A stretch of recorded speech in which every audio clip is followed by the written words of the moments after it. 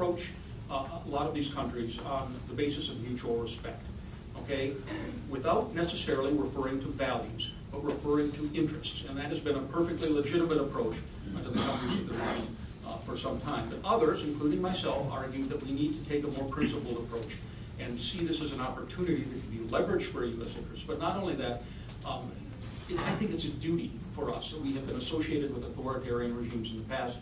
This has hurt us. We have an opportunity to change that dynamic and that impression. So what I would argue is that for the United States, in viewing the Arab Spring, there is a need for a more coherent, rational, and unified approach towards promoting reform and democratization in the region. A passive approach is not going to do. A passive approach can easily stem from doubts about the outcomes of elections, concern about the Islamists, concern about stability, and concern about what the people in the region really want when they're demonstrating. And all of these concerns were discussed in our study group. But I think these concerns are almost irrelevant when you consider the forces of change that have already been unleashed upon these countries. And if I'm correct, and others in the study group are correct, are likely to continue for some time to come. So what this means is that the United States has got to try to shape change where it can. We have limited tools, but we do have tools. And shape it in a way that advances U.S. interests, or at the very least, minimizes damage to U.S. interests. In other words, we have to help manage change, or change will manage us. I think the administration has done a fairly decent job, albeit characterized by start-stop, steps backward, steps forward. But the President and Secretary Clinton have been very clear that this is a top priority as we look at politics in the region.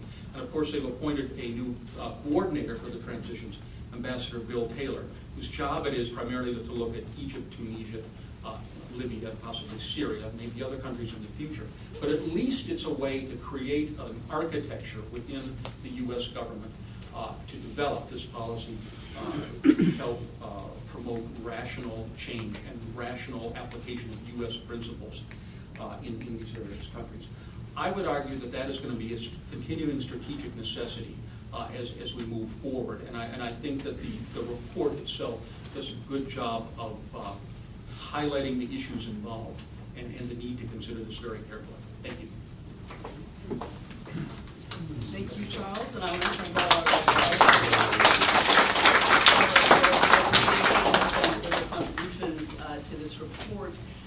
What struck me about it is, in actually rereading it after the months of drafting, is just how much convergence there is between what was written and the position of the Obama administration toward the Middle East right now. I found that very interesting with the Obama administration not endorsing a one-size-fits-all policy, but rather wanting to examine and react to each country on a case-by-case basis. And we've endorsed that in our U.S. interest and policy.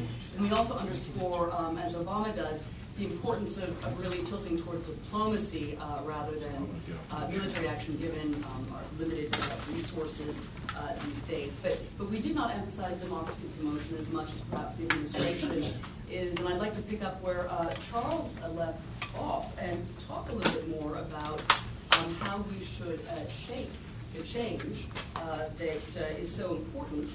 What kind of programs should we be involved in? What kind of projects on the ground work? And for our dissenters in the group, for those who do not feel that democracy promotion is as effective as some would like it to be, I'd like to hear their positions on the limitations of U.S. involvement in shaping a democratic reform. And so, which one of you? I'll just make one. All right. And Just one point for me on that regard. I think we should never forget that it's their revolution, it's their country, it's their society, it's their future. And so I think it is appropriate to talk about American ideals and see where the overlaps are, but also to be very careful that we are not trying to lead the parade or to, quote, impose. And that's a tough one. That's walking and chewing gum at the same time. I think that the Secretary has in her head exactly that point. But I think that's absolutely critical because you know, we Americans tend to like to tell other people what to do. It's not partisan.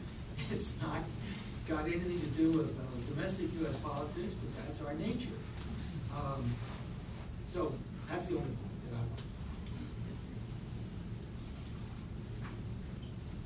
Charles, you want to speak?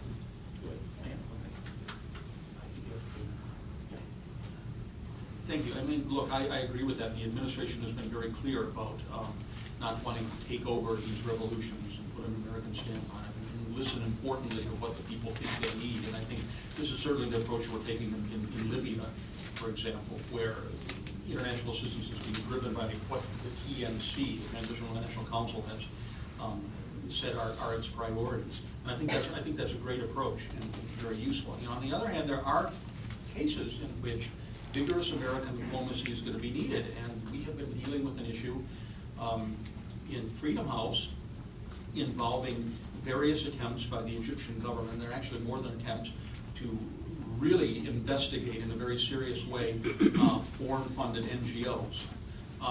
And you know, this is part of an overall effort to intimidate civil society as these elections continue to proceed, and tell people they have to tread very lightly if they're going to be involved in anything like democracy promotion, which in the case of Egypt involves working with local Egyptian partners to do things like civic education, help people understand what monitoring the actions of the parliament are.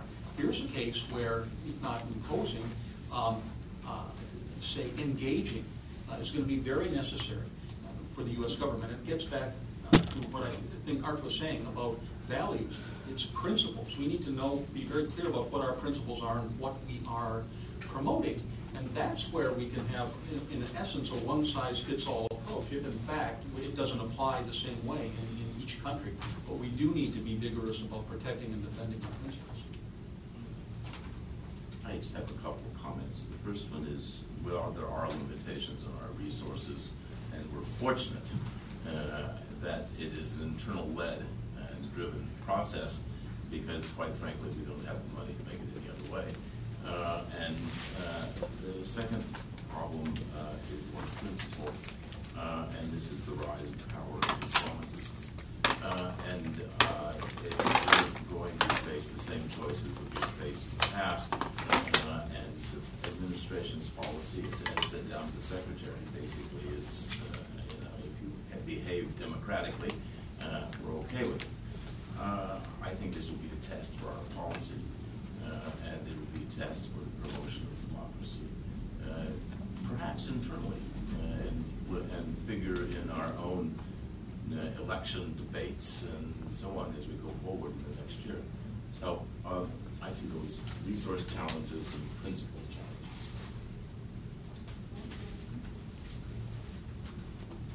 I have just one thought, and that is that American diplomacy has not been well characterized by our ability to listen. We haven't demonstrated that we know how to do that, that we know how to repeat back to somebody who's telling us what their concerns, their priorities, their fears are in a way that is accurate. We need to learn how to listen. We need to demonstrate that we do have our priorities, our principles, but we're not throwing them as a blanket over anything that walks around. We want to engage. And we need to demonstrate that we recognize there are other people involved in engaging. There's somebody on the other side of the table. There's somebody on the other side of the phone. And it's a lesson we need to learn ourselves before we try to say we are no longer that which we have been associated with being for the last 4 or 5 decades in preaching to others how they should behave. But just to follow up with Charles, how far should we be willing to go to protect these principles? Should we be willing to suspend aid, cut off aid?